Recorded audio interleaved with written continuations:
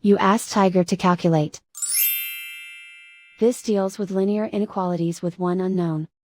The final result is u equal or smaller than -5. Let's solve it step by step. Swap sides.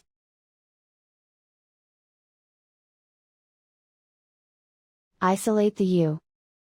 Divide both sides by -4. Whenever you multiply or divide by a negative, reverse the inequality sign.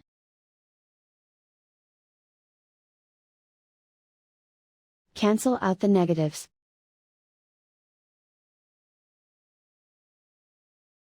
Simplify the fraction.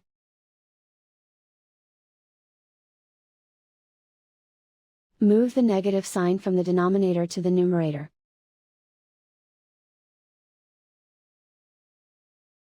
Find the greatest common factor of the numerator and denominator.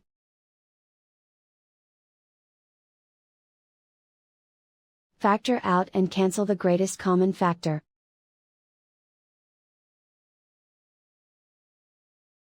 Plot the solution on a coordinate grid.